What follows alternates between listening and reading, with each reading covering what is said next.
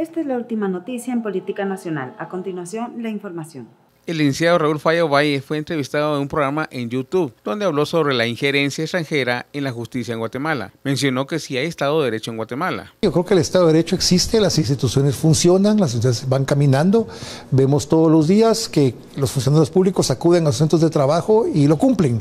Vemos un Ministerio Público que está encaminado, está investigando, está cumpliendo su función de investigar los hechos delictivos. A diario vemos las participaciones de fiscales de narcoactividad, de fiscales de secuestros, de fiscales de delitos constitucionales trabajando. Vemos un organismo judicial que está llevando a cabo su función de juzgar y de impartir justicia. La Policía Nacional Civil, de la igual forma, el Ejército, el organismo ejecutivo, incluso a pesar de que la persona que lo ocupa llegó de una forma no legítima a asumir la presidencia, creo yo que de alguna manera sí están trabajando y existe un Estado de Derecho. Habló de Juan Francisco Sandoval y en la aplicación que tuvo sesgada en la justicia.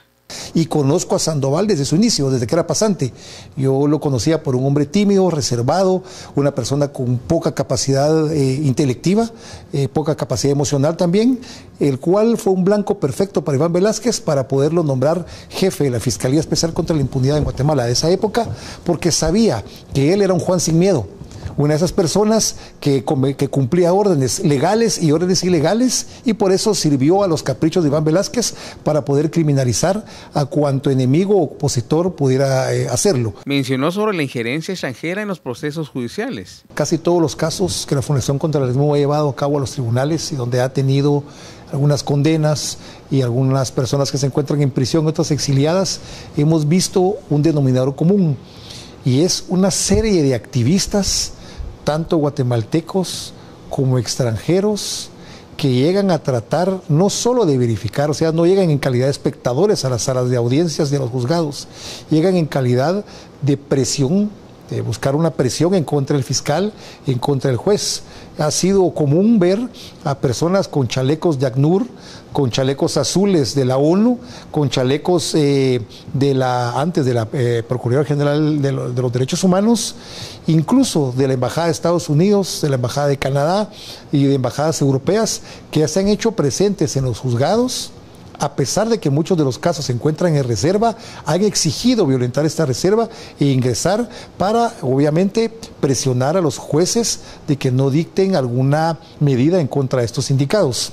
También, ¿qué función debería tener la PDH?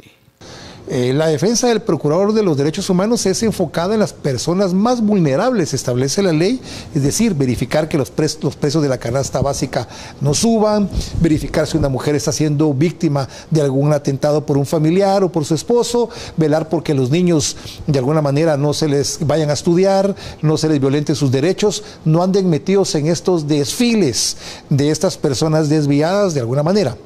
La cooptación del gobierno al Poder Judicial sobre jueces y magistrados. Hace muchos años, hace 2 o 3 elecciones, los guatemaltecos no le poníamos intención o mayor interés a una elección de Corte Suprema de Justicia o de Fiscal General. Veíamos que era algo mecánico y cuando sentíamos había una corte, había una sala de apelaciones, había un fiscal designado y no teníamos esa interrelación. Esto cambió en el tiempo de la avenida de Sisiga, Guatemala, especialmente en el tiempo de Iván Velázquez, quien, como indiqué hace un momento, se encaminó en buscar cómo politizaba la justicia y cómo judicializaba la política. Ellos fueron capaces de venir y saber que el Poder Judicial tiene realmente el poder cooptar. El Poder Judicial puede dar muchos beneficios para ellos. Por ejemplo, desde ahí se pueden lanzar ataques jurídicos en contra del presidente de la República, en contra del presidente del Congreso, capturar a cualquier opositor político. Fueron muy hábiles en esto y de alguna manera pudimos ver cómo lograron cooptar unas elecciones anteriores a varios jueces y magistrados para utilizarlos en casos como el conflicto armado en Guatemala, donde se emitieron órdenes de aprehensión en contra de muchos veteranos por hechos que no son calificados como delitos o que no eran delitos en esa época. Vimos también cómo encarcelaron a muchos funcionarios públicos y a muchos empresarios, también utilizando precisamente estas figuras, jueces y magistrados ad hoc, que se plegaron a las órdenes de Iván Velázquez y a la comunidad internacional. Es necesario que el gobierno garantice la propiedad privada y la familia. Creo yo que sí, ha venido una tendencia mundial por ya salir de la izquierda, de estos socialistas, de los que reparten la propiedad, de los que gastan el dinero que no es de ellos y quieren enfocarse más en niveles de producción, de apoyo al empresariado, de apoyo al ejército, principalmente en apoyo a la familia. Hemos visto cómo estos gobiernos de tendencia de izquierda, de tendencia zurda, han tratado de quebrantar esa base fundamental de la sociedad que es la familia. Han tratado de imponernos agendas que no van con nuestros valores. Los latinoamericanos somos conservadores y creemos en una familia como la base fundamental de la sociedad.